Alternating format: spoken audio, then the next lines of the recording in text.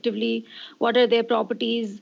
I would like to give an example from a domain that I'm closely working in, for example, knowledge building domain, where I've studied Wikipedia and Stack Overflow kind of portals. So you might think that can we come across networks in such scenarios? So I want to just quote an example so that you also, in whichever areas you're working with, you can think of such scenarios and are able to apply the knowledge that you gain out of this FDP into your fields as well. So in Wikipedia, there are different articles, right? So can you pause for a moment and think of what kind of networks you can imagine over there? What kind of interactions might be taking place over there? So I hope everybody has used Wikipedia and everybody understands how it works. So there are a collection of articles, and there are a collection of people or say editors who work on these articles, right? So one network that you can think of is existing in such a scenario is the interconnection amongst these articles. So as you know, these articles have some links. When you click on that link, you go to another article. You click on another link in that article, you go to another article. So that's the underlying very dense network that is existing over there. So here the nodes, as you can see, are the articles, and the edges are the interconnections amongst these articles, right? So that's one scenario, okay. And another scenario I would tell here that you might encounter is the editors network. So as you know, there are a set of editors who work on an article, then there is another set of editors who work on another article. There might be some common editors as well. So one network that you can think of in this scenario is you connect two editors if they have worked on the same article, right? That's one scenario. So here again, if you study this kind of network, it will provide you more insights into how different editors are connected to each other, uh, how often uh, how often it is that the same editors are say collaborating on different articles, how many different articles they collaborate on. Or is it so that people are expert in different domains and they don't do interdisciplinary editing? So this is another scenario. Similarly, if you look at Stack Overflow, right, which is a programming based Q&A portal. So there, one very obvious network that emerges is a network of questioners and answerers, right? So there are people who ask questions, there are people who answer those questions. So you see some sort of directed interaction here. In the previous one, there was an undirected interaction in the Wikipedia case, but here there's a person who has asked a question, there's another person who has answered. So you see a directed link from the answerer to the question asker. So that's one scenario that emerges. And then if you think more about it, another network that you can think of is there are multiple answers to a given question, right? So you link those people who have answered the same question, so that there'll be a small network. But then if you come to analyzing a particular question, if you do a question level analysis, so this is the network that you can study. And then there are comments as well. If you connect people who have commented each other, that's another thing that is emerging, right? So these different scenarios, I just wish to throw light on that. In such scenarios, if you see a network, then in your respective domains also you can think of what kind of entities are there and how they are connected and what kind of networks emerge. Then you create those networks and you start analyzing, right? So yeah, that with that background, I'll move on to different structural properties of these networks. So so networks, as I said, they arise in different domains. So these networks have different properties in the sense that a network that emerges in one domain will have different structural properties from the networks which emerge in other domains, like road networks, transport networks, protein interaction networks, right? Social networks like Facebook. So these are different domains. So obviously there might be some differences in the structural properties of these networks. So we are going to study some of these properties in this talk. In particular, we'll be studying power law distribution. We will see how the degree distribution of the real world networks follows some sort of property which is called power law property. We'll go deep into that. We will also study how the real world networks have a small world property, in the sense that it's not very difficult to reach from one node to the other. It takes very small number of hops to reach from one node to the other, and that's what small world property is, and we'll go deep into that. And then next property that we are going to study, that's not actually a property, it's a metric that is used to examine different networks, and that's clustering coefficient. So this basically tells us how much clustered the nodes are, right? So that's another property that differentiates different networks. So that's our first part of the talk.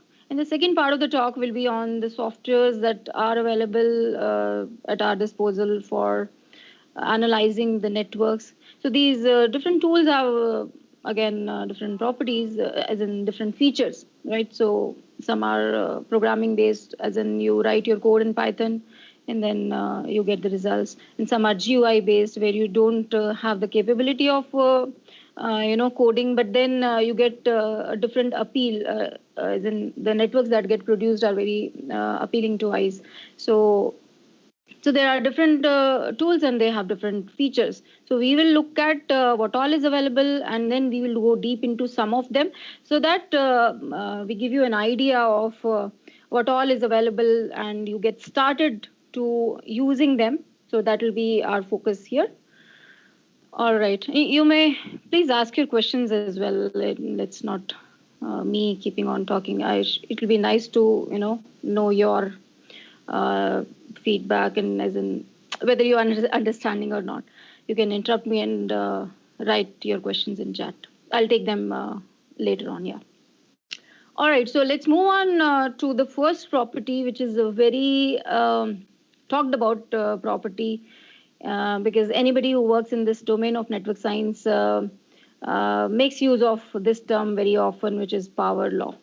Now, what exactly is that? Probably you might be aware of this equation of power law, because this arises in different domains, like in economics also 80-20 rule that is connected to power law.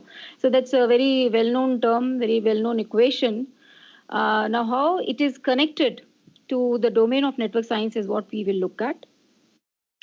So in the networks that we come across in the real world, as in shortly called real world networks, so they have this property.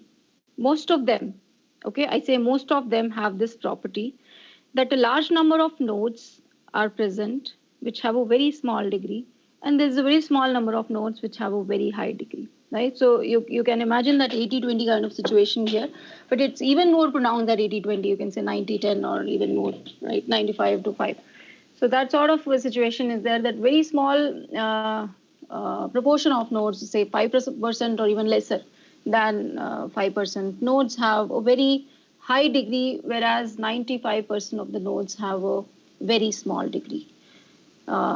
So that's what is actually the power law that exists in the complex networks. So basically, it is connected to the degree distribution, right?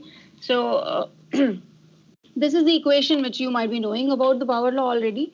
So precisely what it is, what it says is, the proportion of nodes having degree k is proportional to k to the minus gamma. Okay, so k to the minus gamma is the key here. Okay, and so what is this gamma? This gamma is basically called the power law exponent, right? So in power law, this exponent can have any value. But what has been observed by the researchers in this field is that the value of this gamma for all the real world networks that we come across lies between 2 and 3. So that's what has been observed. And so in your area also, if you come across a network, so it'll be nice to compute this value of gamma, right? So it might be probably high, close to 3, or it might be close to 2. So that will basically tell us the ratio, as I said, 95 to 5 or 90 to 10 or 80 to 20. So that ratio, this gamma is telling us.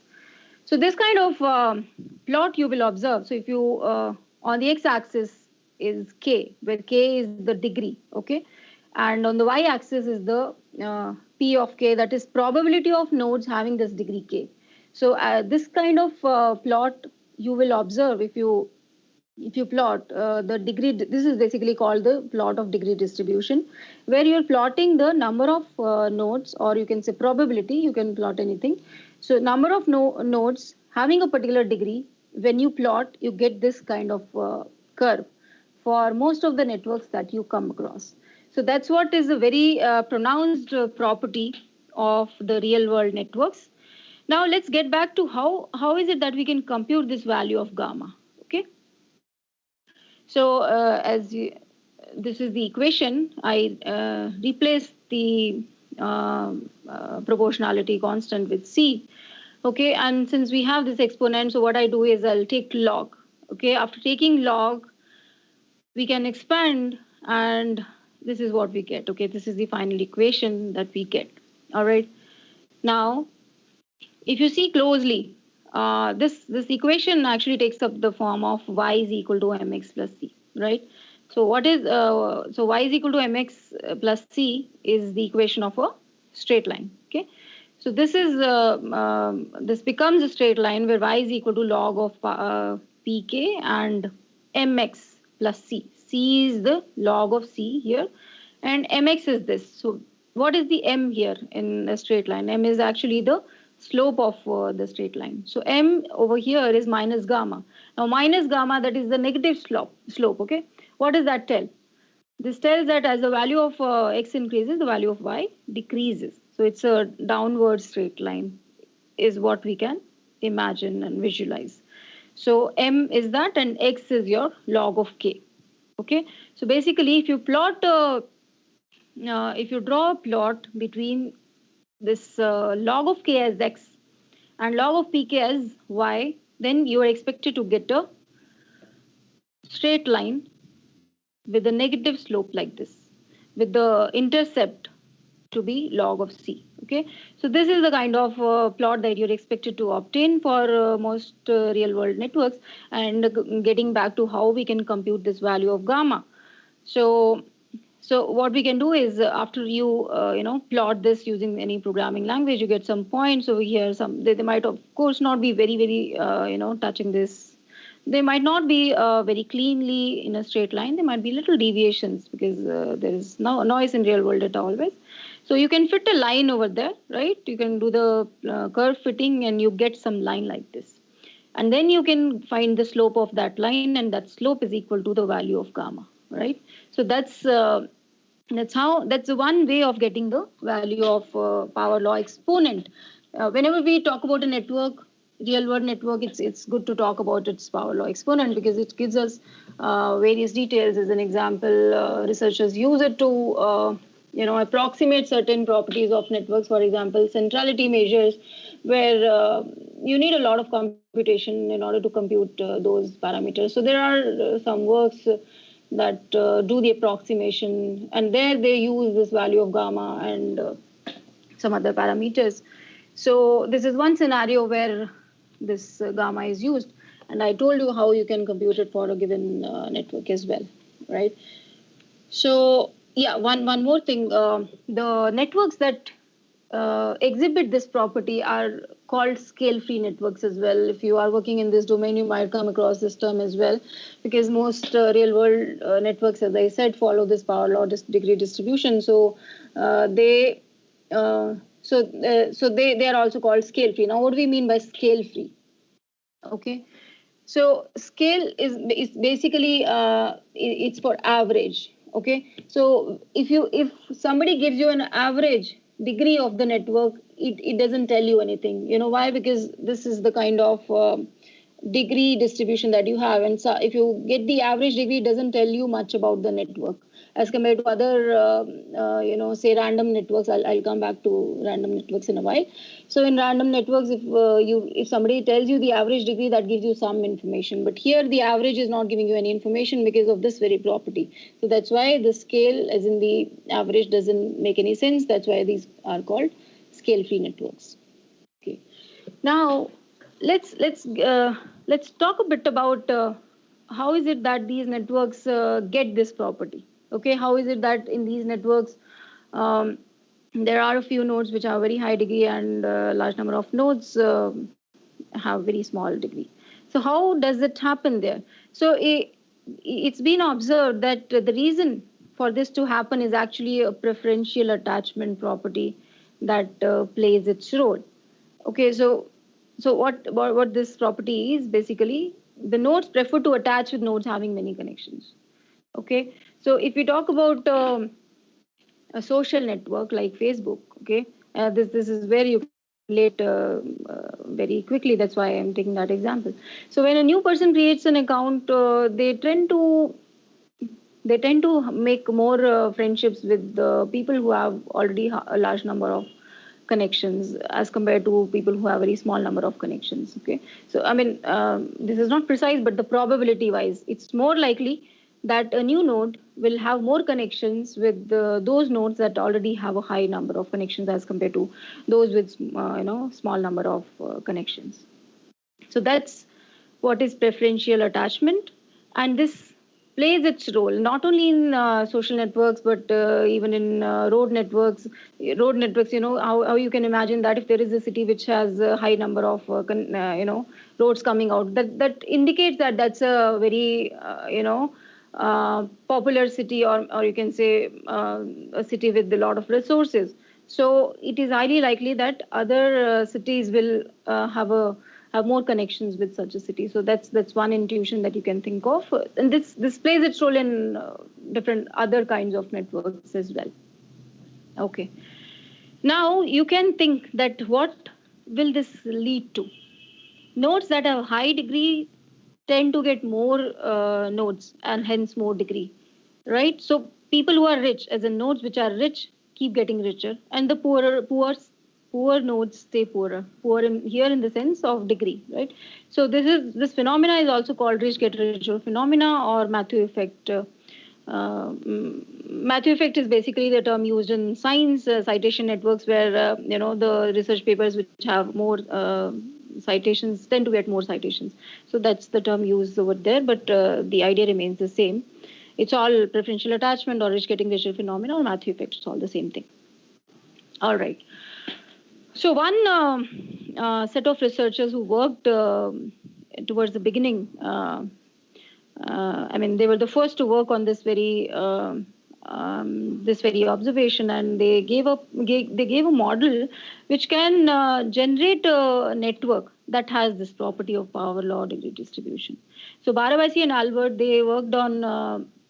They're the ones who gave a generative model. So generative model means some sort of simulation that you use and you produce a network that has some particular property, right? So here we are talking about a generative model for a network whose degree distribution follows power law. So Barabasi-Albert model, this is called Barabasi-Albert model based on the names of the researchers. So how it goes is, so as I said, there'll be an initial set of nodes. Some, let's say, m nodes are there, and then one new node is added to the network at each time stamp. Okay. Now this new node will make some connections to the existing nodes. Mind that the initial nodes have some connections to each other. Okay. So you can have some random connections, or you can start with some particular configuration. So the idea is these nodes have different degrees initially. So a new node comes and it gets connected to the existing nodes with the probability P that is proportional to their degree, right? So it's the same idea that if a node has high degree, an existing node has high degree, there'll be a high probability that a new node will be connected to it, and vice versa, right? So it's the same idea. So when we create a network using this particular steps, as a result, we get a network whose degree distribution follows power law, right? So yeah, that's about how you can generate it synthetically. But as I said, most real world networks do have this property already. Okay, it'll be nice for a given network to see this property. So in fact, sometimes when we are doing some research and we are supposed to work with networks that are scale free, as in having power law degree distribution or small world property. So when we take some data set, we want to make sure that this network actually follows this property. So that's basically the first step that goes in. Okay. All right, I think that was a brief introduction to the power law degree distribution. The second property that we're going to talk about is small world property. Okay, that's another very talked about, very important property of the real world networks. As the name is stating, small world. So this property tells not only in terms of networks, it tells that the world is small, right? So that's a proverb that you might have heard of as well. But let's talk about the underlying technicalities of it, why this actually came into being. So small world means uh, like we human beings are connected to each other, right? So there is an underlying network that you can think of, although it's not there. As in, we do have a friendship network on Facebook, which is closely trying to match with the kind of connections that we have, but not the same. That's a different thing.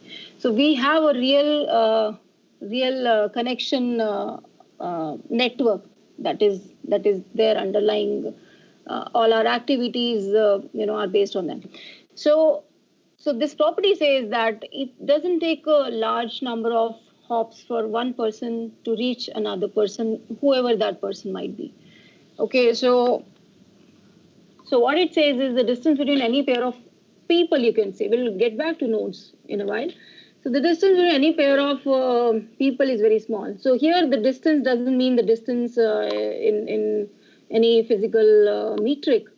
Here the distance actually means the hops. So if I want to meet say Narendra Modi, so how many hops will that require? So it might be a little surprising uh,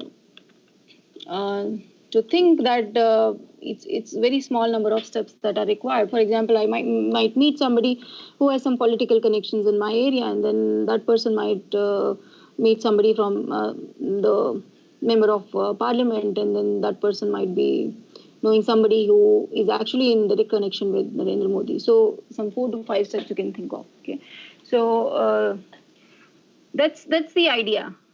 It doesn't take a large number of hops, whoever that person might be. Okay, that's the idea here. Now this was validated. Okay, we are not only just talking about it. This was conducted as an experiment by Yale researcher called Stanley Milgram.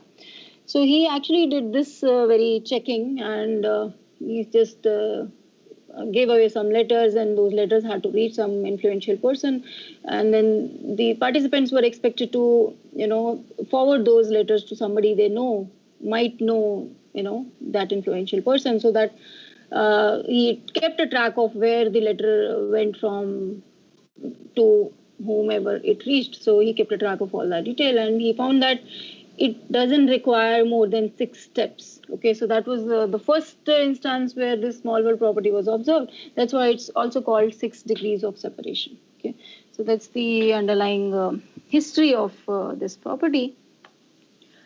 Now, coming back to the networks. So, Facebook network that we were talking about. In fact, recently, some time back, it was checked that in Facebook, this distance has even gotten smaller than 4 hops. Okay, Milgram, I think long back he studied. I think that was obviously before 2000, in 1990s around. So, but recently. Now, with time, the distance is getting smaller. So right now, more and more people are getting onto Facebook, and more connections are coming up. So this distance is even reducing, and it is close to 3.5 as we see. Now, getting back to how we can create such a model. Okay, so Watts and Strogatz were 2 researchers who worked on this particular thing. They gave a model using which we can generate networks which have this small world property. That is, the distance, the hops between any two nodes is very small. Okay. So in other words, you can say the path length. What is the path length? The path length is the number of hops from one node to the other. Okay. So the path length should be small is what is the idea here. So these researchers gave a model, and let's see what that model is. So we arrange the nodes in the form of a circle. Okay. Let's say we want a network of n nodes. We form a circle of n nodes. Okay. Now what we do is, these nodes that are connected in the form of a circle. So if you think of a very simple circle, every node is connected to two nodes, one on its left and one on its right. So here this value of k is equal to 2. K is the initial neighbors, okay? And you can increase it to higher values as well. For example, if k is equal to 4, that means every node is connected to two neighbors on its left, two neighbors on its right. And similarly, if k is equal to 6 and so on and so forth. So that value, initial value we specify. But every node in the form of a circle, it's a sort of a regular network where every node has the same degree. Now we bring in some randomness in this network. Okay. And how do we do that? We have a value of probability p which we initialize, and we rewire an edge. Now what do we mean by rewiring an edge? So what we do is we pick an edge from the existing circle network, and we move with the probability p. We connect this edge to some other node. Okay, so this brings some randomness in the network, and we do it for some number of steps, and finally we have a network which has the path length reduced. So initially, okay, I'll show you an example here. All right. So here, this is the model. It will be better clear with this diagram. So this is from their paper itself. Now here, this is how we start. Okay, and this value of p can be varied. It can be anywhere from 0 to 1. Usually we keep low values of this p, because if p increases, it actually becomes a random network. I'll just tell you what random network is as well in a while. So this is what we start with. And then say if p is equal to say 0.1. Okay, so it's like you toss a coin, and you toss a coin which is biased. It gives you head with probability 0.1. It gives you tail with probability 0.9. So you toss it, and if you get a head, and then you rewire an edge. For example, you choose this edge, you move it somewhere else. Okay, so what that does is what you need to understand. It actually reduces the path from these nodes to this node. So if you see, as of now, if you it would have been better if I had written the labels of these nodes, but it's okay. So if you want to reach from this node to this node, there are a lot of hops here. 1, 2, 3, 4, some 4. Okay, but now if you rewire even one edge, you have a connection from this node to this node. Okay, so now if its neighbor has to reach, it will reach here only in 2 hops. You see, even one edge rewired, how the path length has drastically reduced. Okay, we do this for some number of steps, and that's how we get a network which has a small world property. Now, getting back to what is a random network and how is it that the network becomes random if you keep p to be 1. Okay, p is equal to 1. What does that mean? You toss a coin, as in it's a biased coin again. So every time you toss, you get a head, which means for every edge you are going to rewire it, which means every edge is connected to 2 random nodes. Okay, so that's what is a random network in fact. So this network is also studied by a set of researchers, which is called Eddowes and Rennie, and it's called Eddowes-Rennie network. I'll briefly talk about it in a while. Okay, so you get the idea, right? So that's how we generate a network which has small world property. Okay, so next property, it's actually not a property, as I said, it's a metric. So different networks have different structures. Some have nodes which are very disconnected. Some have nodes which are very connected, very clustered together. So that very property is measured by this clustering coefficient. Now, how do we compute it? Okay, so it's a measure of the degree to which nodes in a graph tend to cluster together. Okay. Now, the clustering coefficient of a node. Okay, there are two variants. One is local clustering coefficient, and the other is global clustering coefficient. So, what is a local clustering coefficient? That's the clustering coefficient of a node.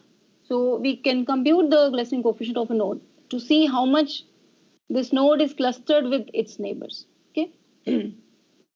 So how we compute it is this formula that we use. Number of links among A's neighbors divided by number of possible links amongst A's neighbors. Okay. So in order to explain this property or metric, I'll give you an example. As in, let's imagine a social network like Facebook network, and let's see my connections. Okay, my connections, also called my neighbors or my friends. So when you see my friends, if all those friends are very much densely connected to each other, what does that tell about me? Okay, what does that tell? It tells that I am a part of a community which is closely knit. That tells something about me, right? You can imagine that, right? On the other extent, if okay, let's take in a very extreme example, none of my nodes are connected to each other. None of my friends are connected to each other. Now that tells a lot of things.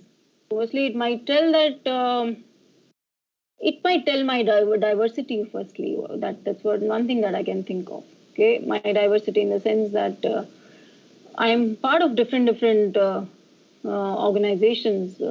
Okay, that's one thing. But that also depends. Is it completely single node that I'm connected to, or whether they are connected to other nodes as well? As in, if you see the second step connections. Anyway, so another thing that it tells is I'm not a part of any close knit community. So sometimes when sociologists study people's behavior, this is one thing that they check: how much closely knit are a person's contacts. So it's always preferable to have a high local clustering coefficient in order for, a happiness index, something called happiness index that sociologists use. So if a node is a part of a node is connected to other nodes which are very closely connected to each other, that means they know each other. On the other hand, we have different people and they don't know. That tells something about me. That tells less emotional support for me, right? Okay, so that was the cognitive background. So this is the formula, and how do we compute the clustering coefficient of a network? Is we average out the clustering coefficients of a nodes, and that's called global clustering coefficient. Okay. All right. So let's take this example. Very small network having 6 nodes. We have to find the clustering coefficient of this node 1. Okay. So looking at the neighbors of this node, we have 3 neighbors. Now, the neighbors are 2, 3, and 4. So we look at the connections between 2, 3, and 4. We don't see the connections with 1 now, because now we focus on these 3 nodes, 2, 3, 4. How many connections do they have? 1, 2, 3. Okay. Now, what is the total number of connections possible between 3 nodes? 3 only. Okay. So what is the possible number of connections possible between n nodes? That is n choose 2. Okay, that is n into n minus 1 by 2. So in 3 nodes here, in this case, 3 connections only are possible, and we have all those 3 connections. So the clustering coefficient in this case will be 3 divided by 3, that is equal to 1. That's the max, right? Now looking at the clustering coefficient of 2, let's see. So 2 is connected to 1, 5, 4, 3. Okay. Now just focus on 1, 5, 4, and 3, and let's see how many connections are there. Okay. 1, 2, 3, 4, and 5. Amongst these 4 nodes, there are only 5 connections. And the number of possible connections amongst 4 nodes can be 4 choose 4 into 4 into 4 minus 1 divided by 2, that is equal to 6. Okay. So the clustering coefficient of 2 will be 5 divided by 6. Okay. I'll now take pause for a moment and I'll give you a few seconds to think about the clustering coefficient of this node 3. Okay, just think about this and then I'll show you the answer. Uh, just mentally compute what will be the clustering coefficient of node 3.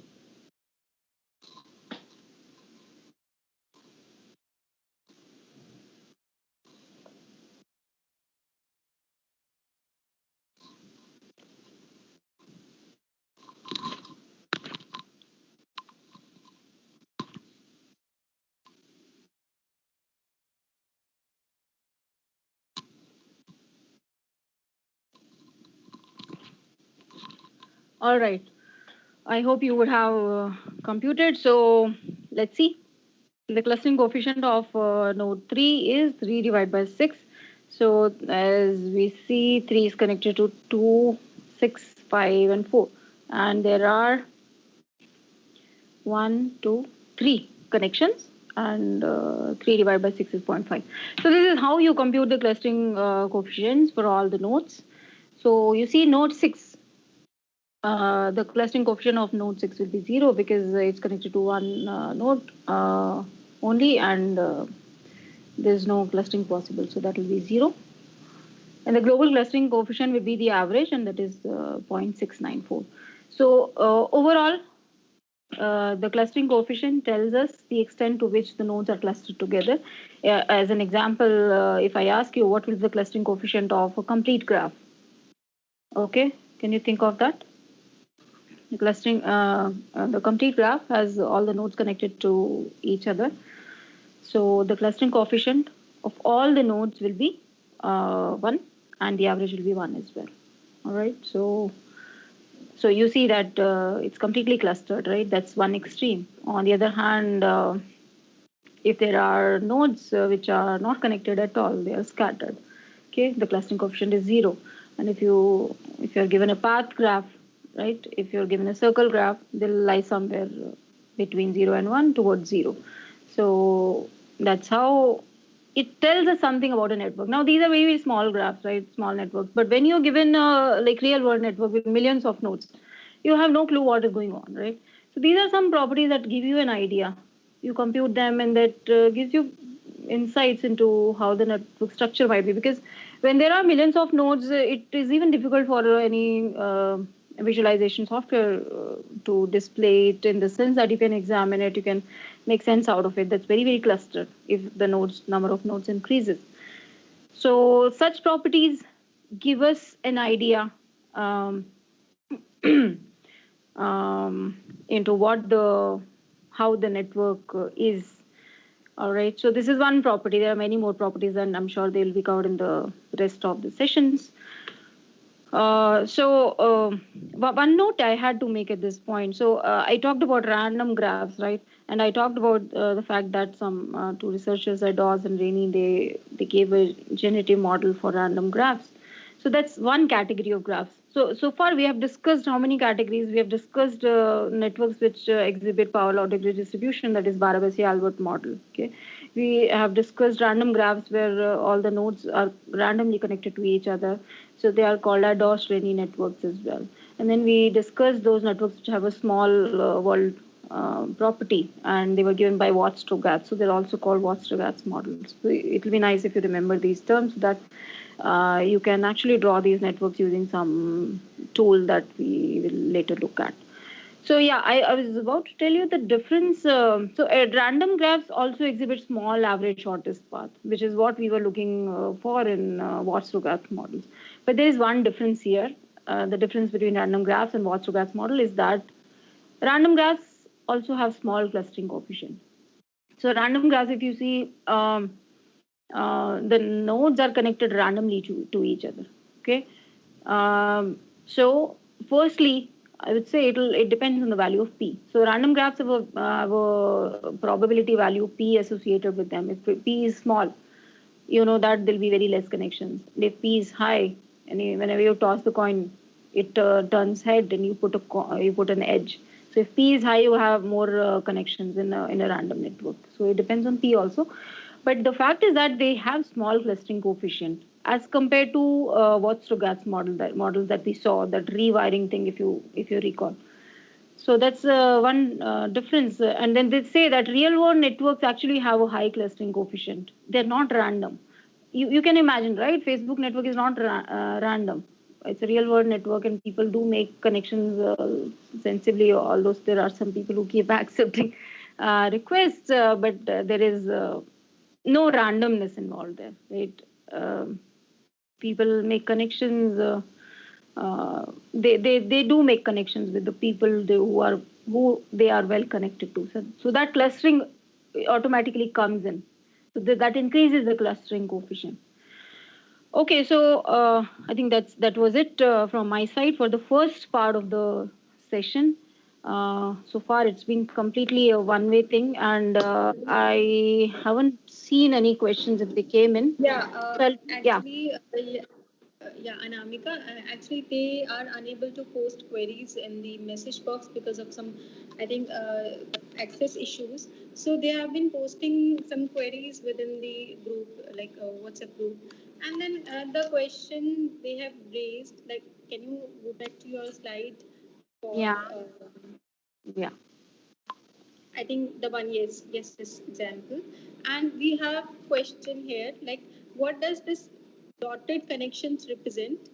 And Okay, for so this dotted doesn't mean anything here. So basically, I was focusing here on node number one, just so that it doesn't get cluttered. I made these connections dotted just to show that these are the neighbors. The neighbors of one are 2, 3, and 4, and I made these connections dotted. That's all it means. This just for the visualization purpose. I've changed the nodes of the colors, and the edges are dotted. That's all. Nothing else. okay, so Shanu ma'am is asking actually to repeat the clustering coefficient, the calculation for clustering coefficient again once, if it's Yeah, sure. All right. So clustering coefficient we compute for a node as well as for a network. Now, how do we first we compute for a node? So basically, as I said, clustering coefficient tells how much closely knit are my neighbors. If I have to compute my clustering coefficient, so what I do is I look at my neighbors and I see how many connections they have. Now I am no more in play. I only see my neighbors. Okay. If I have three neighbors, I'll see how many connections they have. That will be the numerator, and in the denominator will be the total possible connections that can be there in those three nodes. I'll take an example. So assume I have one friend. No, I have three friends. Assume I'll continue the same example. I have three friends, and only one of those three friends know each other. Okay, that what does that mean? Out of three friends, only one connection is present. So on in the numerator will be one, and in the denominator there will be three, because there can be three possible connections among three nodes. So the my clustering coefficient will be 1 divided by 3. Okay, so we do this for every node, and then we average it out, and what we get is called global clustering coefficient. Okay, so this we do, and then finally global clustering coefficient we obtain. Yeah.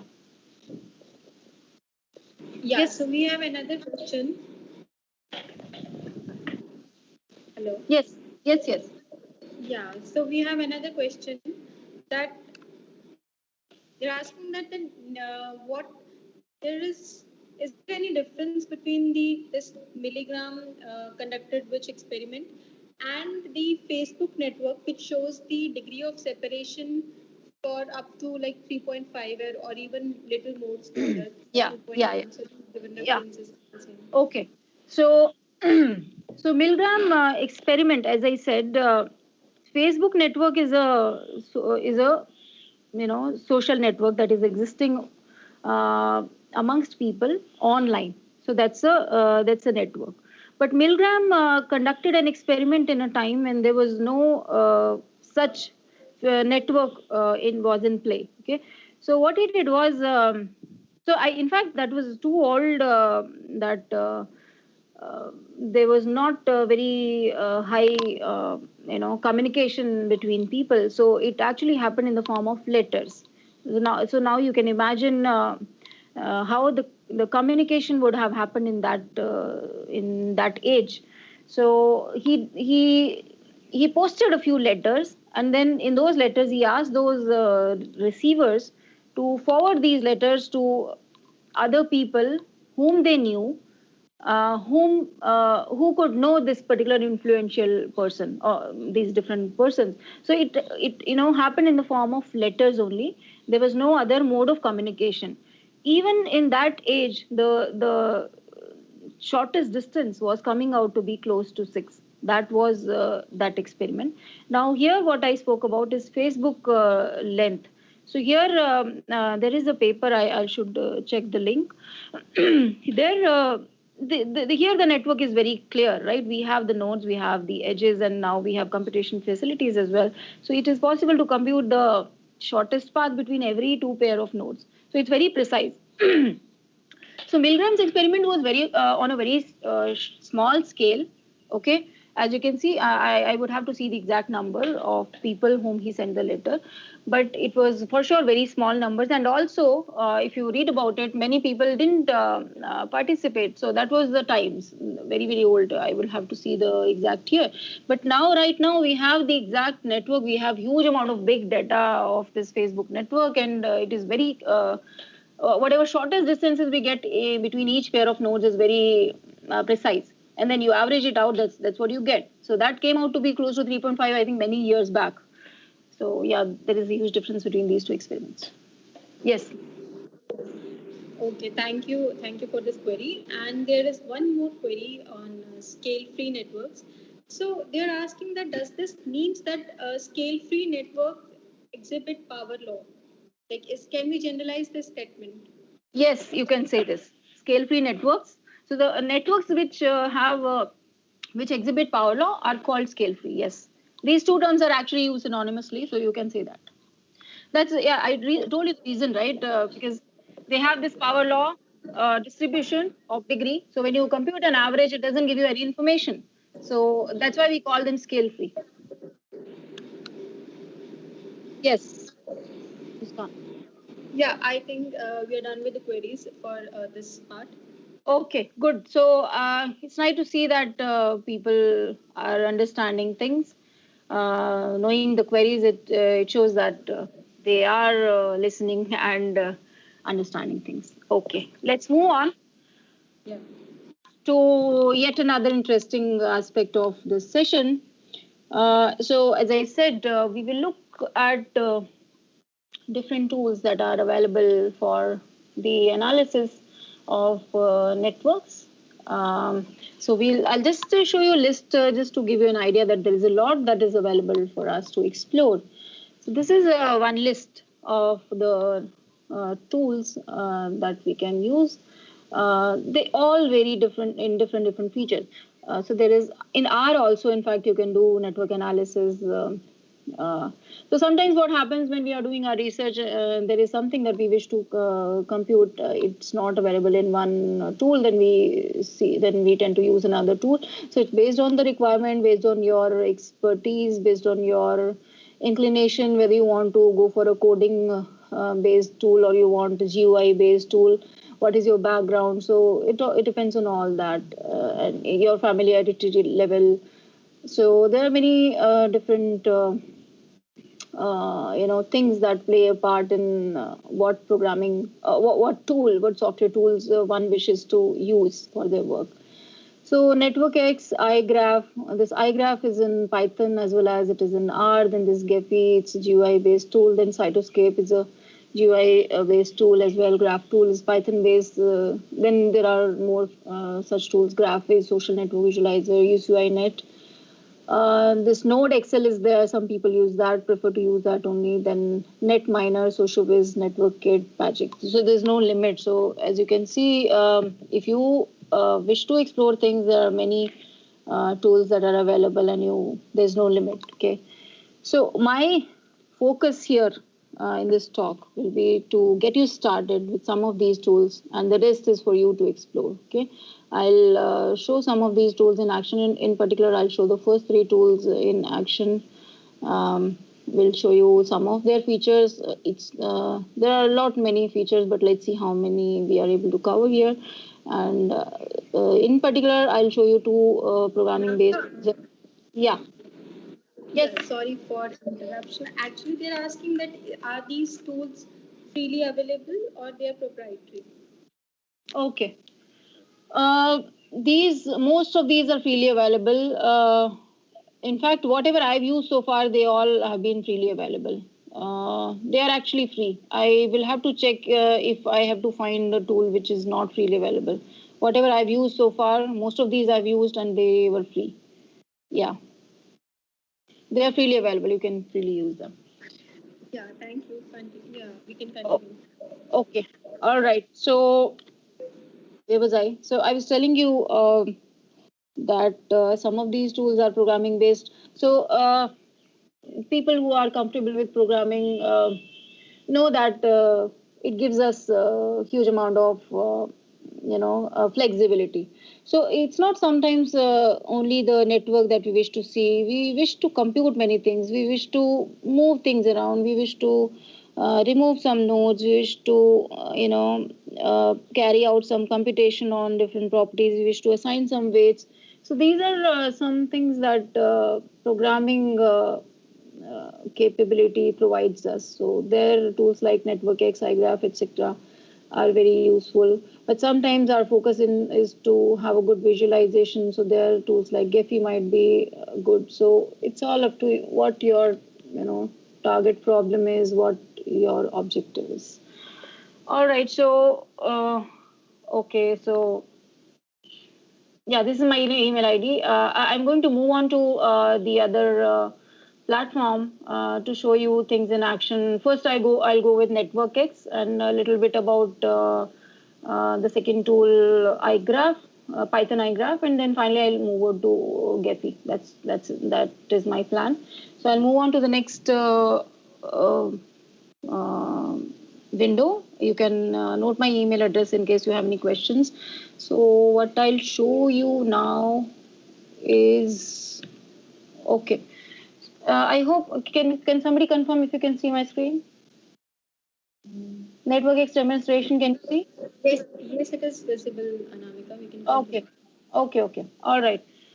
So NetworkX is a very uh, NetworkX is a library, Python-based library that provides a good amount of flexibility in terms of various types of computations on the network data, any network data. So many people prefer to use this library. In fact, if you have to get started into this field, I would suggest you to get started with this library. So as I said, since it is programming based, you can perform many computations. But one thing I would say is less visualization features that this library has. So for visualizations, sometimes people use some other tools.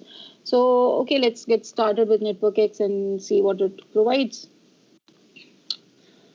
So let's see how we can create a network in NetworkX. So the library name is the same. We import it. NX is the short name that we give, so that we use NX now on. So this is how we first import. Um, we need to visualize the plots. We need to draw them. So for that we use the library matplotlib, which is in Python. Many of you, I believe, you might have used it. So this also we import. G is equal to nx.graph. This is how we create the graph. Okay, graph G capital. This function graph is available in NetworkX library. So this is how we get started with creating a graph. Now right now it's an empty graph. We need to add nodes and edges to it. Okay, so the command to add a node to the graph is g.addNode1. Okay, so this node 1 gets added to the graph. Let's add a couple of more nodes. So we write g.addNode2 and we add one more node. Now this is adding nodes one by one. And now we wish to display. Just give me a moment. Let me. So 1 second. Okay, so we move on. We run all these. So we have added 3 nodes so far. Now we see the list of nodes. So G dot nodes. So G is the graph. That is a function nodes that gives us a list of the nodes in the graph G. Okay. Now, so that was adding nodes one by one, and obviously that is not a feasible thing if we have to add a lot of nodes. So what we do is we keep the nodes in the form of a list, and then we add that list directly. So the function that we use here is g dot add nodes from, and then we either give the list name or we give the entire list over here. So we're going to add 1, 2, 3, 7 nodes in one go. Okay. Again, we display the nodes. So these are the nodes that we get that we have added so far in the graph. Now similarly, if we have to add edges, this is the command that we use, g dot add edge. So there'll be an edge from 1 to 5 that will get added. Let's add a couple of more edges. Okay. Similarly, that was adding edges one by one. Now if we have to add a couple of edges in one go, we will keep them in the form of a list. Okay, and we will add that list using this function add edges from. Okay, we have, so just see the syntax. We have this list within square brackets, and inside we have the edges in round brackets separated by comma. So that's the syntax. So this is how we add all the edges together. Now if you want to display all the edges, you use g dot edges. It will display you all the edges in the graph added so far, in the network added so far. All right. Now that we have created a small network, we need to see it, we need to visualize it. So for that, we use nx.draw. So network X has a function draw with the parameter having that graph. So that's the function. And to show that, we use PLT, that is matplotlib, the show function of PLT. So this is the network that we have created so far. All right. So this is the kind of default visualization that we get. Okay. Now this is decent, as in I would say it's fine. But we do have certain features that are provided in Network X where we can change the visualization, but it takes a little bit more effort than some other tools that we will quickly see. So this is a very bare minimum graph that we have seen, that we have created so far. Okay. Now in this one, as you see, there are no node labels. Okay. Sometimes we wish to see the labels of the nodes. So what we do is nx.draw g, and then we give this attribute with labels is equal to true. All right. So when we do that, okay, this is very small. I hope you can see this. These node labels are visible. Okay. So by default, the labels are false. They are not displayed, but we can always turn it off on. Okay. All right. So here the nodes were very small.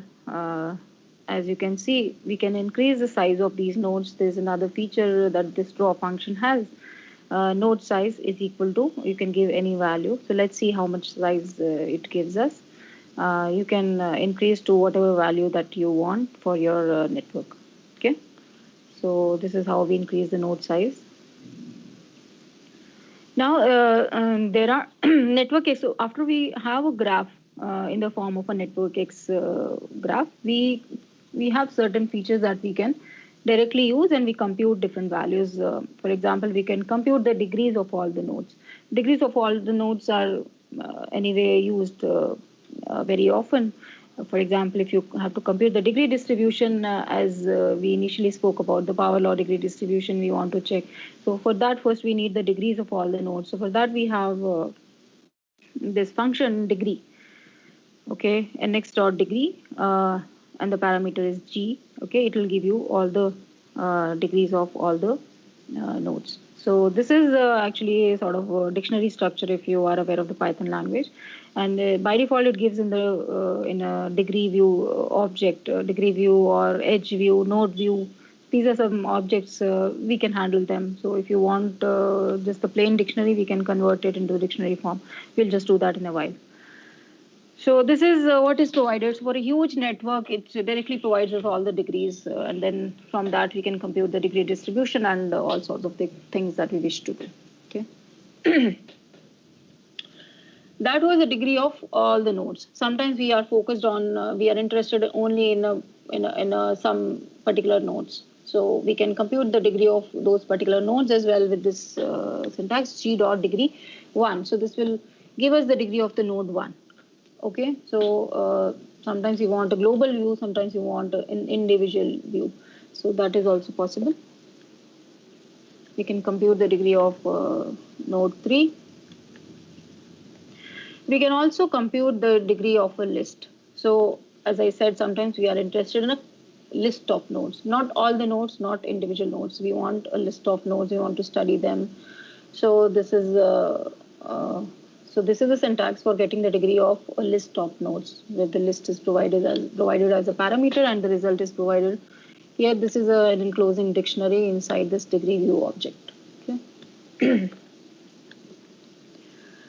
Okay. So as I said, that was a degree view object. So we convert that in the form of a dictionary using this. So if you have worked with Python, so its dictionary is a key value pair. So once we convert into this form, we can access the individual elements using the functions key and value. All those functions of dictionary get applicable here. So here now we got the degrees of all the nodes in the form of a dictionary, and now we can work on it. So what will you get when you write node degrees dot keys? Keys are basically the nodes, the left part of the column, 1, 2, 3, 4, all these nodes. They are the keys, and the values are the degrees, 3, 2, 3. These are the values, that is the degree of all the nodes. So the keys will be 1 to 10, and the values will be these values. Okay. Now, if I ask you for a given network, compute the degree distribution, what is it that you need? You need the degrees of all the nodes, right? And then you see how many nodes have degree 1. You keep that noted. You see how many nodes have degree 2. You note that down. How many nodes that have degree 3, 4, 5, and so on. How many ever possible degrees are there? You keep that on the x-axis. On the y-axis, you keep how many ever nodes have those many degrees. So that's basically the plot of degree distribution. This is the first step for achieving that. Now from this we can see how many nodes have degree 1, how many nodes have degree 2 and 3 and so on, right?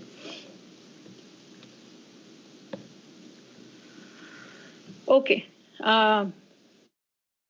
So after computing degrees, I want to show you that you can change the node size based on the degrees as well. So that's one thing that is provided and we can make use of. So here what it does is it changes the node size based on the degree. So we have the node degrees dot values, the values that I just showed you. Those values are here, and it multiplies 300 because this is, I don't know the unit, but very small. You multiply with 300. If you increase that more, you'll get even more better visualization. Okay, so it's up to you. You can play around and see whatever fits you. So you can keep doing this. So this is one feature that I've showed you, that you can change the node size based on the degree of the nodes. Okay. Now, the by default color of the nodes is blue. You might want to change it for your own purpose, so you can do that. So that is the feature, that is node color. Okay, let me do it some other color. So you can see the list of available colors that are there in Network X, and then you can use them. Then you get different visualizations. All right. So yeah, so far here you see nx.draw. We were using we were using a single function draw, which was drawing the nodes, the labels, and the edges in one go. But if you want to have certain specific changes to the labels or to the edges or to the nodes, there are some other functions available uh, where we, separately draw them, and we have many more attributes that come in which we can apply to them. For example, this font size, this is the size of labels. If you want to change, that draw function doesn't have that and this attribute of font size. So you use this function nx.draw network x labels. You're separately drawing the labels. You're separately drawing the edges and nodes. This gives you much more capability, right? And yeah, this is, yes, somebody wants to speak? Yeah, ma'am, actually, there is one query. What is the difference between draw and plot? Yeah, okay. The plot is for plotting. So this is actually a Jupyter notebook. So here you actually, if you skip the plt.plot, it will work fine, um, because Network X has that capability already. But if you use a different editor like Sublime Text or simple Notepad itself in your local system, then plt.plot is there to show the diagram. If you don't use that, it will not show. So basically, Matplotlib is required to draw the plot to actually display the graphs on the screen. So that is required there. So Muskan, it will be nice if we take the questions by after I finish this. It will be, yeah. Yes, yes, yes. Yeah. Sure. Yeah. Okay. Okay. So where were we? All right. So I was telling about the layouts. So there are different layouts. Layout means where should the nodes be displayed. Like you see in the previous. This is some random layout. The nodes are positioned in some manner by default. But if you want them to be following a particular positioning, then you can use different layouts which NetworkX provides. This is a Spring layout which I'm using, but there are many more. I'll give you an idea of some of them in a while. Okay, so here yeah, you see this is one layout that has come up. If I so this is sort of a random thing. This layout when you keep changing, you get different layouts. There is also a circular layout where all the nodes will be in the form of a circle. There is a random layout where there'll be random positions completely, and some researchers have created their own layouts based on, for example, communities. The nodes which are a part of a community, those should be together and should be away from the nodes which are part of other communities. So I'll show you that also in a while. So there are different layouts which you can use for your visualizations and whatever suits your work. So here, yeah. So you can also change the colors of the labels, like we change the color of the nodes. So here, what we're doing is we are actually you would have seen some networks where you don't show anything for the nodes; you just have the labels. So here, this is what I'm doing. As I said, these functions provide us much more flexibility. Like you increase the font size and you change the font color, and you have put the node size to be 0 in this function node. So you can just play around and keep changing the values, and you'll keep getting different layouts, okay, and different properties you can keep changing. Okay. So so far we created the network manually, one by one, keeping on adding the nodes and edges. So that was a manual creation. There are different functions in NetworkX that create some graphs for us. For example, complete graph, I'll just show you, and path graphs, it will create circular graphs, random geographic graphs. They're very much used in sensor networks. So if you have to do some simulation, you'll use RGG networks, which are available in NetworkX. There are circular graphs and there are regular graphs. So these are some kinds of networks which are used even in people who are working in theoretical domain. like graph theory itself. So different kinds of networks are used there. Many people work with regular graphs, right? Regular graphs, all the nodes having the same degree. So I'll show you just a complete graph and rest you can look into.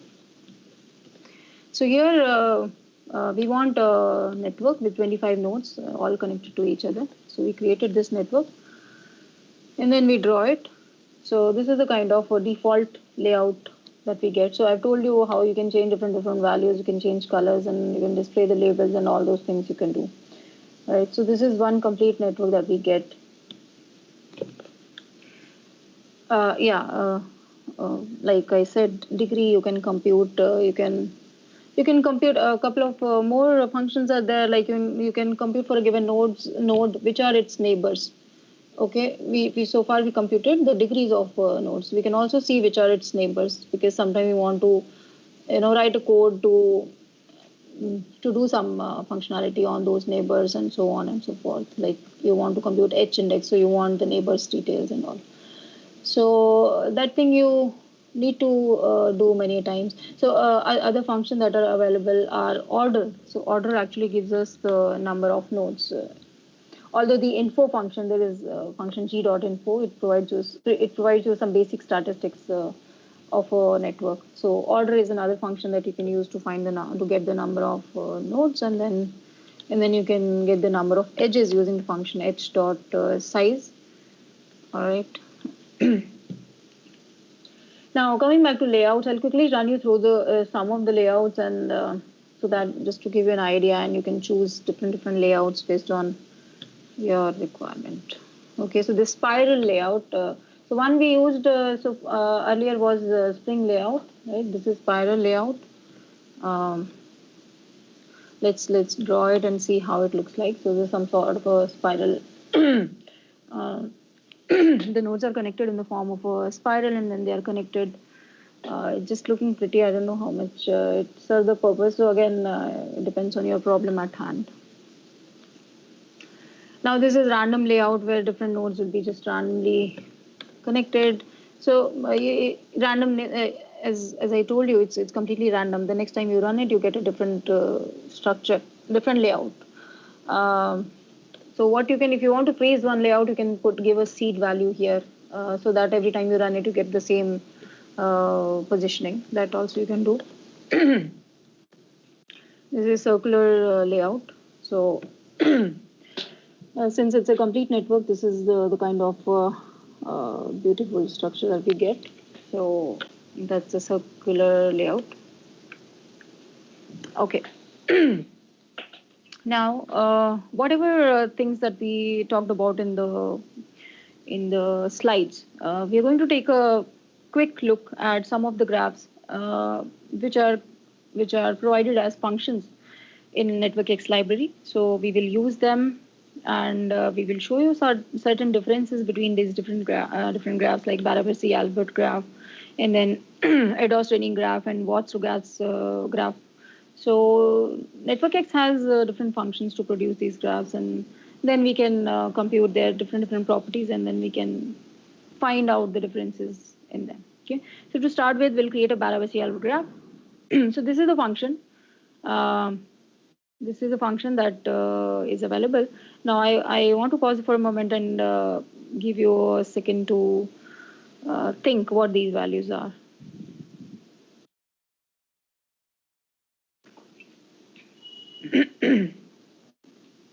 So obviously the first parameter is the number of nodes, you would have guessed.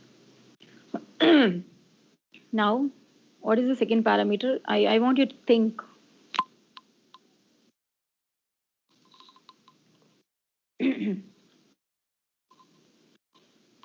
So if you recall, I'm sorry, if you recall how we were generating Barabasi-Albert network, we were having this preferential attachment model. And then when a new node comes, it connects to the new nodes based on their it connects to existing nodes based on their degree, right? Now, how many nodes it connects to is the second parameter, okay? When a new node comes, how many nodes it gets connected to is what the second parameter is. Okay, so this is what we get. You can keep changing these values.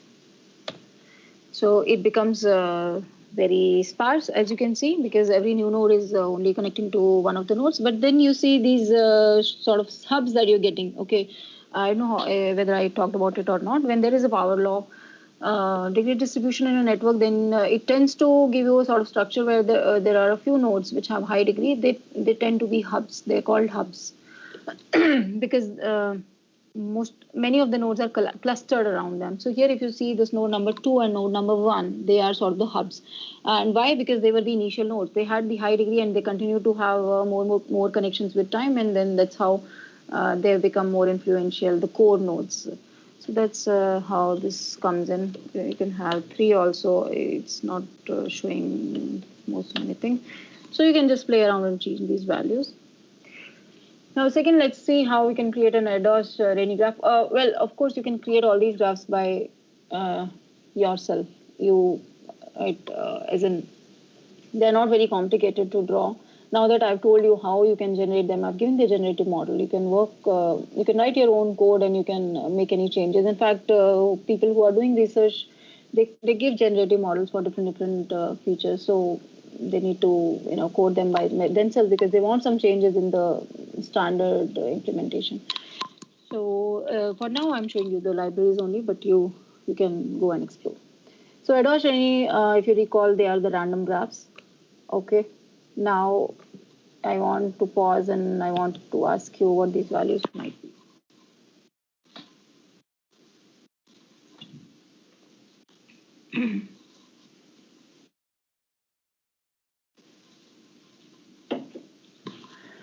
Okay, so obviously the first one is the number of nodes, and if you recall, there is some probability associated with the random network. So the biasness of that coin that I talked about. So this is that value, the probability with which we have a connection or we do not have a connection between any pair of nodes. That's this probability value. So this is what we get. This node is loner and rest are connected. Generally, we mostly get connected network. Obviously, if you increase the value of this probability, it's very more and more connected. Let's run it again. We get some other network. So again, you can give seed values if you want the same kind of network to come. Okay. All right. So third one is Botso graph. So recalling, they were okay. I'll ask you. So I'm giving you few seconds and think about what these values might be.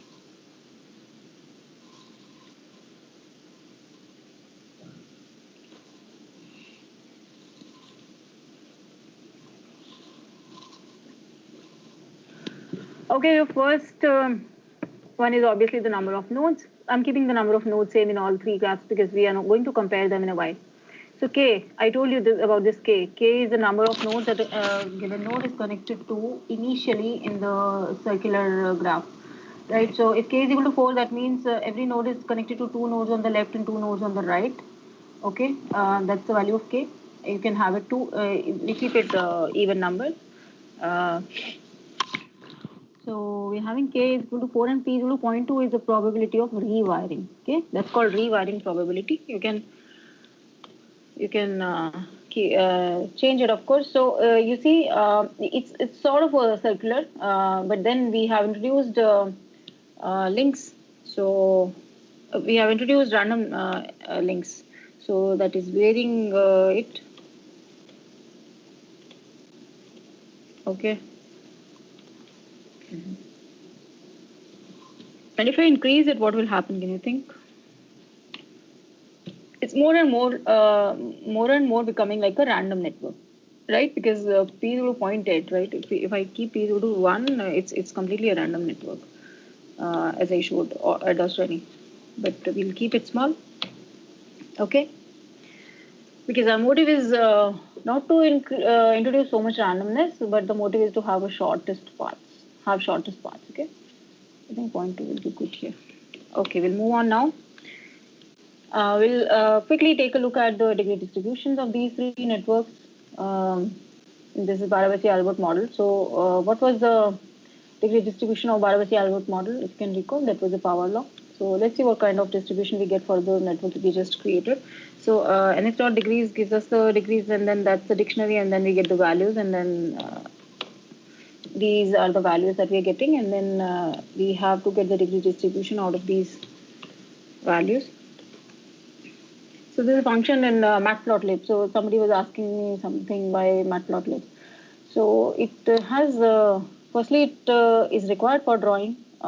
Secondly, there are different functions that it has, which we can make use of. For example, here, histogram we will make out of those values that we just computed.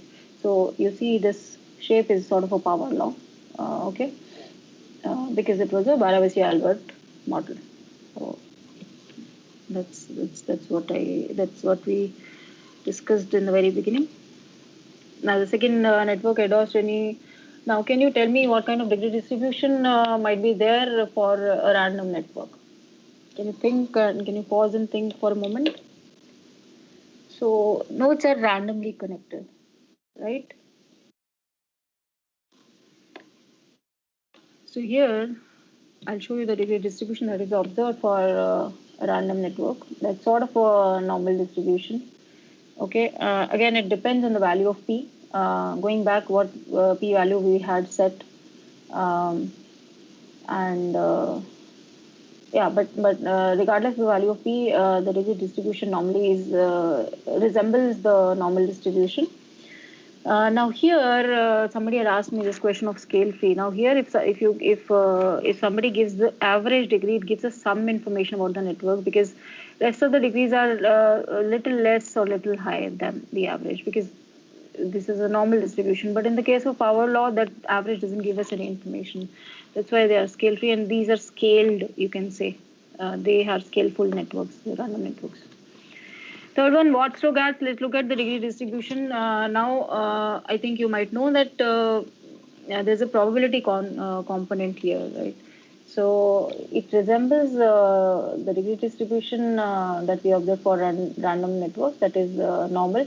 But here it is very much dependent on P, right? Because when P is small, then it's a circular network. When P is high, it's a random network. So it completely follows the normal distribution when P is high. If it is small, then there'll be a different distribution. So yeah, that was the degree distribution comparison. Now, let's look at the small world property. What is a small world property? There'll be a small average path length. Okay. So here I wish to show the comparison between E is the Eddowes-Renyi, the random network. We'll see the shortest path, average shortest path in random network, and then we see in this one Watt-Stokes model. Okay, so I had made this note in the end of the slides that random networks also have shortest path. Okay, but then they don't have high clustering coefficient. So that's what differentiates random networks from Watt-Stokes model. So let's look at the clustering coefficient of these networks. So we compute the clustering coefficient for the Eddowes-Renyi, which comes out to be this one. And clustering coefficient of Watt-Stokes model is 0.32. So you compare 0.144, which is very small, clustering coefficient for the Eddowes-Renyi network, which is expected because they are random and there are no hubs over there. But in real world and in Watt-Stokes model, there are hubs and the nodes are clustered. So the clustering coefficient is high. Okay. Very quickly, we'll take a look at data sets in Network X. One data set we will take a look at is Karate Club. Okay, Karate Club network is actually a hello world for network scientists, because it's a very small network which people use to check whether things are functioning or not. So we're going to see this network because it's just an introduction of various things. So it will be a nice network to look at. So Karate Club, to give you a brief history of this network, there were actually this. So there was, so it's called Zakari Karate Club. Zakari was a researcher and he studied for 3 years the interaction amongst the people of a karate club. So there was an instructor and there was an administrator in that club, and he noted down the interactions amongst these people outside the club. So that's the high level, as in longitudinal data that he collected. And then during the study, what happened? There was a break in the club, as in there was a fight in the club. There was a conflict amongst the members, and by the end of that conflict, the club got divided into two separate clubs. The initial karate club got divided into two clubs, and the first one had the instructor, and the second one had the administrator who hired a new instructor. So that's how this conflict happened. So this network is very much used for studying the communities in a given network, how they arise. So this person Zakari had actually predicted the kinds of communities that will emerge, and he was more or less correct. That's one application of network science into play. All right, so NetworkX provides a direct function to create this network, although you can get the data set of Karate Club separately, and then you can upload it here, and then you can create a graph out of that, but here we can directly create. So this info function tells us there are 34 nodes and there are 78 edges, okay, and this is the average degree. Let's draw this network. So this is a network, okay. Now, as I said, it's extensively used for studying the communities. For studying the communities, again, there are different functions available in NetworkX.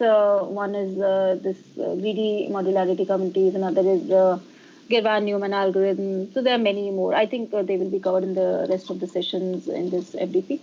So I'm just showing you usage of one. So again, it depends on how many communities you want. Because as you go down, you go down, inside one community, you again can get two communities out of that. So it depends on how much level of granularity do you want. So there were actually two communities, but you need to set certain parameters to get those two communities. I'll show you in another visualization also.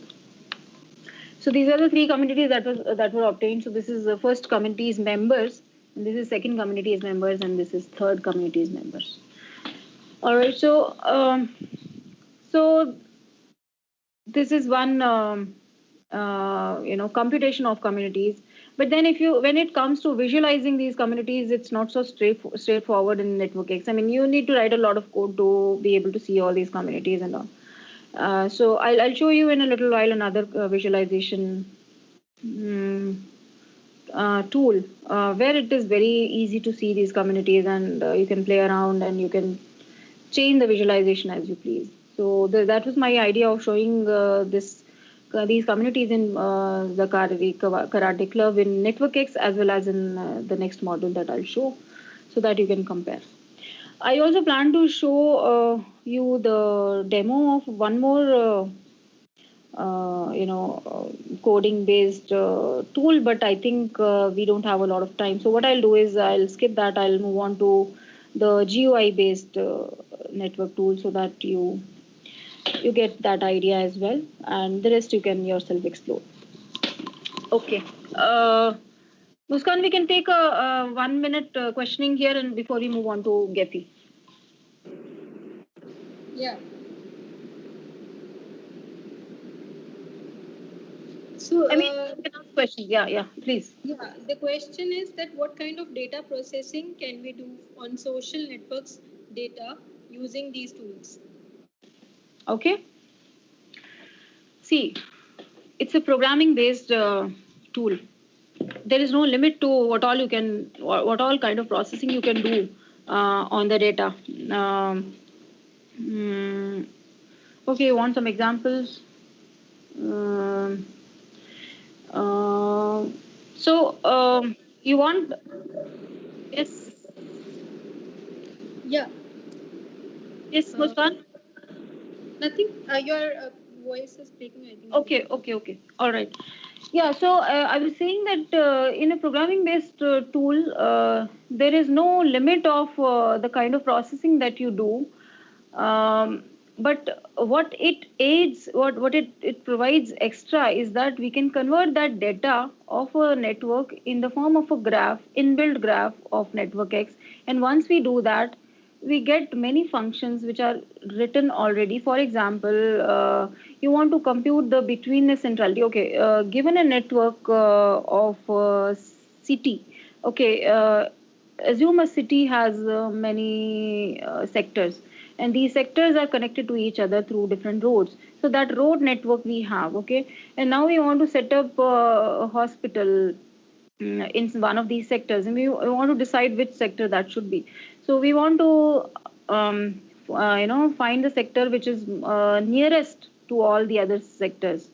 So there we there is something called closeness centrality. Okay, I think that will be covered later.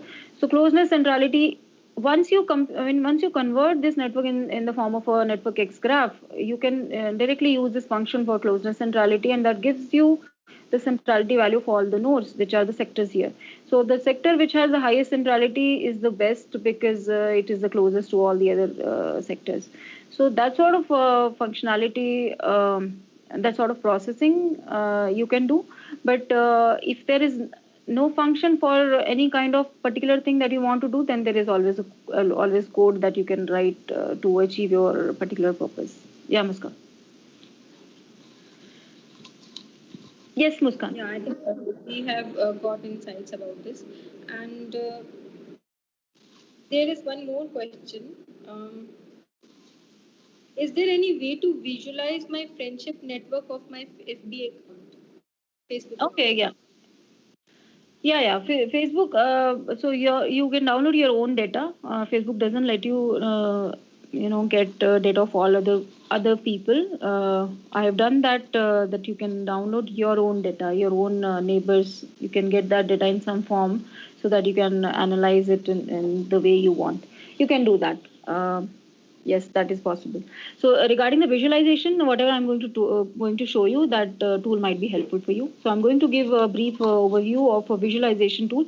So that's not a programming based tool. So in the sense that whatever functionality is not provided over there, you cannot code it there itself. You need to do in some other tool and then bring the data in the required form and then visualize it here. So visualization you can do well, but not the programming part here. That the tool that I'm going to show. Yes, Muskan. Can I start with the other tool?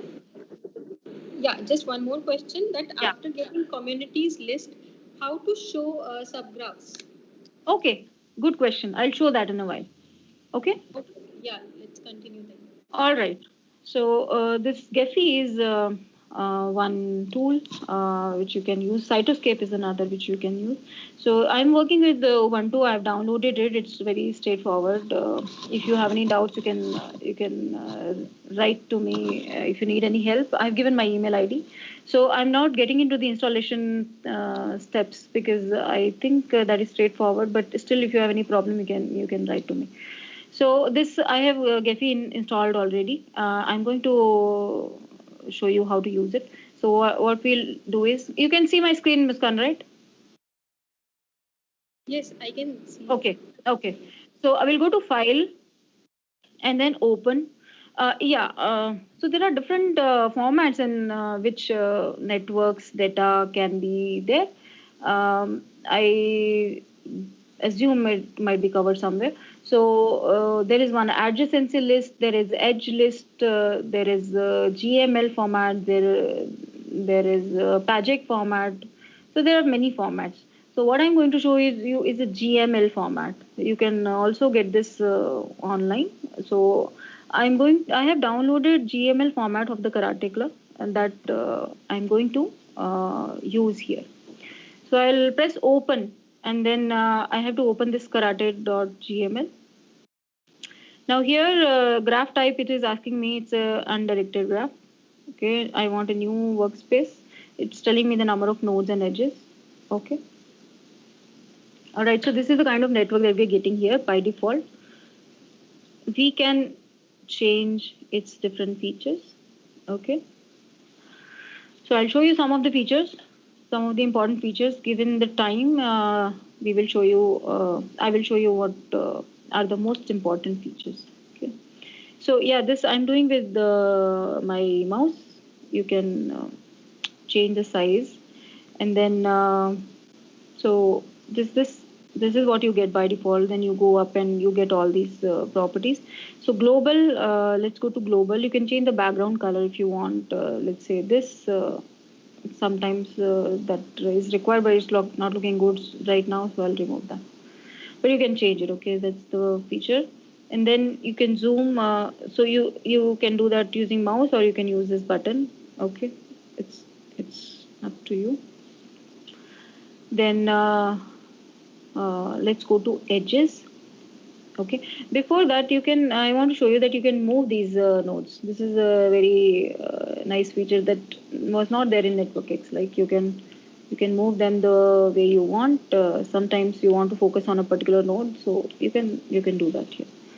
Now going to the edges, you can remove all these edges, okay, if you want. And edge default color, use node color. So I'm unclicking it. I don't want the edges to be having the same color as nodes. You can change the thickness of these edges. Okay, you can change the color also.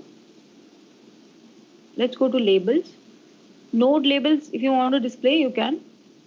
Okay, and then these are the size of the nodes. You can play around. You can change the color. You can change the font. Just change the color. You can change the color. Okay, looking so bad. You can change it. All right, you can change the size. So you can see the node behind. You might want to remove that. We will do that. You can remove the nodes completely, and you can just display their labels. Okay. If there are edge labels, you can display them as well. There are no edge labels. So these were some of the things that you can use from this palette. One more thing that I want to show is after you upload the data of the graph, there is data laboratory that you see here. So you can see all the nodes here and their labels, and you can see the edges here. Okay, this is an undirected graph, and you can also give weights. As of now, all the nodes have same weight, and you can export table, import spreadsheet. So once you make some changes here, you can export this table and you can use it in some other tool if you want. You can add columns, you can merge columns. So all these things you can do. Okay. Now here you can see the preview and just press refresh. So this is the kind of network that you get, and you can download it in some format. You can export it. You can do various things here. Like you don't want it curved, like you want it straight. The edges, you can have them straight, and then you can remove the edges if you want. Of course, you want to show them. So just want to show different features that are available. Okay, and then you can download them. You can change the background also if you want to add them somehow in a particular format. You can do that. And here here again there are different different features, different sort of layouts. So here the nodes are being displayed in a particular manner. You can increase the fonts also. Yeah, you can increase the font. All right, so this is the final look. So you can play around and then download the way you want. So this was these were the few features, and then let me remove the node labels for now.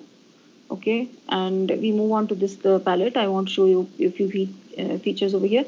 So nodes color. This is for color. You want to change the node color. You can change from here. Okay, node color has been changed, and then you want to change the size of the nodes. So right now it's 10. You can have it say 30. Okay, these are the node sizes. It's looking very bad. Let me change it to 20. Okay, so you can change the sizes. Now, one very beautiful thing that I want to show you is you can change the node sizes based on some property. For example, we can show based on the degree. And when we apply, you see this is a very pretty thing when you focus. So firstly, you have the size of the node based on the degree, and you see. So if you so there are a couple of nodes which have very high degree, and rest of the nodes have very small degree. Again, the power law you can observe here. Let me show the node labels. I want to show you something. So here 34 nodes is the highest degree, and the node number 1 is highest degree. So that's what is there in Zakari Karate Club. The one node was the instructor and 34 was the administrator. So there was a conflict between these two, and that's how it got divided into two. So yeah, that's what I want to show. And you also have different layouts. You can change the layouts. You can contract them further. Okay. And now you see nodes behind this node, so you can have a layout like no overlap. Okay, so now there is no overlap here. You can have more layouts like this one. This one is here. Okay, and one more layout. You can have this layout. What it does is um, sort of a core periphery kind of structure. It shows in like nodes which have less degree, they tend to move away, something like that. So now you want to say contract, say expand them. Let's expand them so that it gets the right shape. Okay, and now I let me contract it for a beautiful. Okay, now I don't want nodes to be behind, so I'll do no overlap thing. So this seems good. Nice visualization that you can show. Okay, yeah, getting back to the communities that you had a question, I want to show here on the right palette. Let's come back here. No, before that, here a few things were pending. Okay, we'll come back. So here we have the filters and the statistics that you can use. So these are different statistics that you can use, like average degree you can compute, and then it will show in the form of plot this degree distribution. These are the points on the plot, which is power law. Then you can compute the average weighted degree, then diameter, and then this modularity. Yeah, this is one I want to show. So here, this is resolution, as in how much granularity that you want. It's same to that. So here we're getting these two communities, and then this is so there are two classes, and these are the number of nodes in each community. So they were more or less same. You see, after the division, they were more or less same number of people that were left. Okay, so that communities we have computed here. Now, when you come back here, nodes. If you want that different nodes belonging to different communities should have different colors. So here you see this partitioning thing comes into picture, and here, okay, it hasn't come. Modularity you have computed. Okay, this is edges. Let's go to nodes. Ranking. Node size you want to let's change the color. Nodes partition. So we want to change the color of the nodes based on their modularity class. So you see there are two classes, and it will give this color. You can change the colors as well. So you see the different communities have different colors. One community has green, and the other one has this pink color. So this is how you can display different communities. Okay, so you can play around with the different tools, and given you a decent overview of things. Let me show you one more filter that you can use. So here, one filter that you can use is, for example, degree range. You can use here. So what it does is you can show nodes based on their degree. So if you want to show nodes only having more than 8 degree, you can show them here. These are all the nodes with more than 3 degree. These are all the nodes with more than 13 degree. There were only two very influential nodes here. You can play around and show whatever you want. Okay, so these were some features. I think most important features I've shown you. Okay, so I think yeah, so this is the kind of network we can reduce the size label. We can reduce this.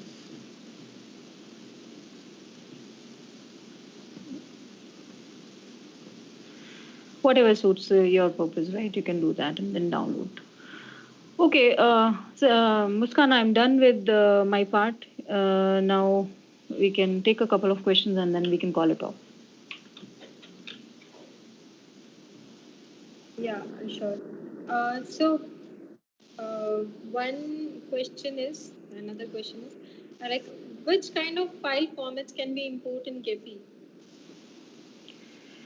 What kinds of files? So Gephi supports many different formats. As I said, edge list. You can have edge list like um you have you like edges like the all the rows will have different edges. The source and target. So that's the edge list format, and there is CSV format, and then there is GEXF format, and then there is GML format. There is GraphML format. There are multiple formats that are supported by Gephi. You can use all.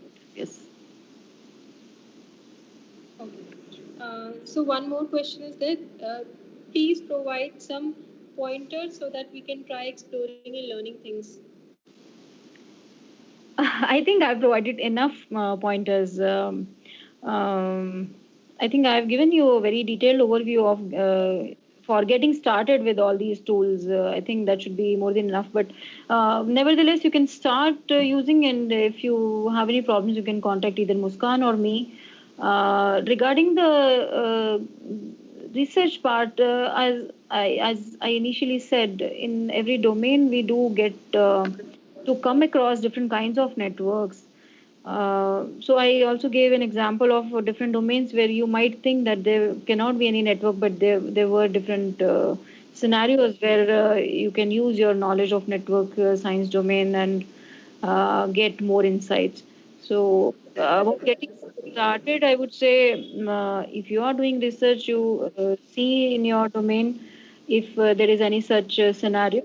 And getting started with the tools, I think I've given both kinds of exposure right now. But still, if you have any doubts, you can contact us. So do we have any specific tool for visualization tool for dynamic graphs?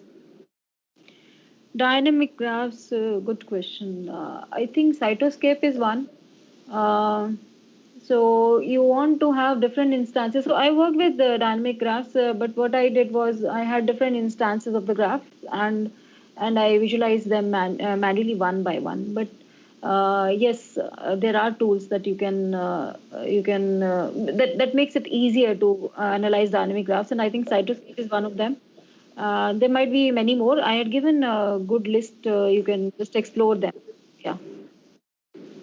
So Anamika, would you like to like give some open challenges and open research challenges, whatever domain in which you are working with, so that they can connect with what are the recent research works which are being done, like on couple of things on which you are working, like it will be easier for them to find out some couple of things. Okay. Okay. Let me think. So.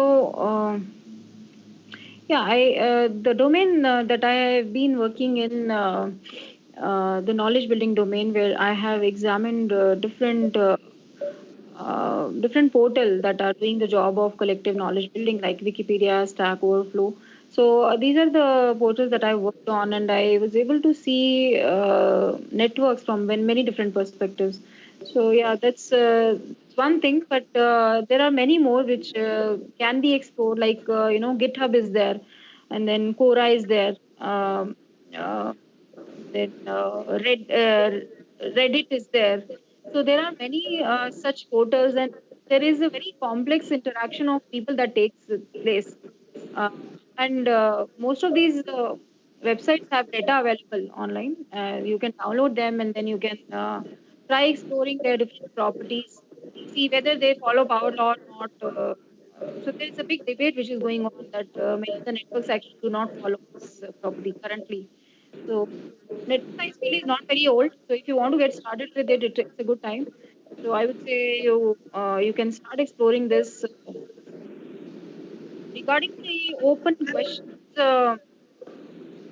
I would say there are many unexplored areas. I mean, I would say network science is still not very extensively, as applied to many domains. As I said, like GitHub, there are there are repositories, how people are collectively maintaining these repositories, how interaction takes place among them. So that is one area that I can think of readily, and you can look for not only this, many other, online portals keep coming these days, and people's interaction takes place in the background. So there's a lot more that can be done to examine that interaction. Yeah. Yes, Muskan. Yeah, thank you, Anamika. I think this is it, and I think we should go proceed towards concluding the session now. Yeah, sure, sure.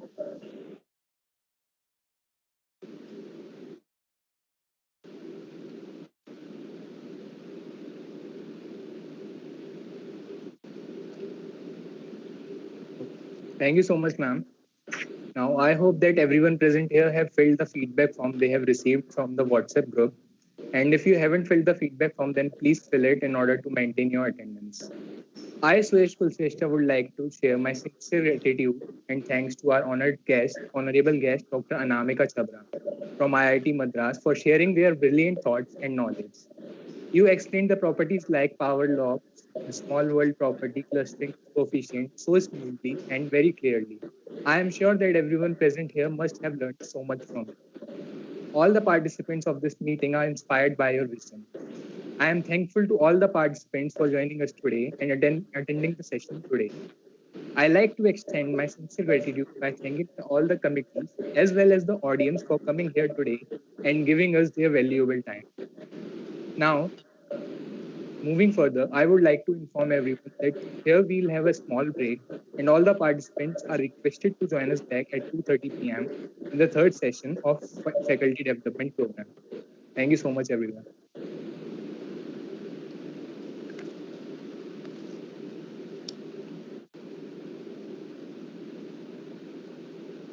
Okay, thanks, Muskan. Yes, yes. Thank you, ma'am. You can now Yeah, sure, sure. do the session. Thank you.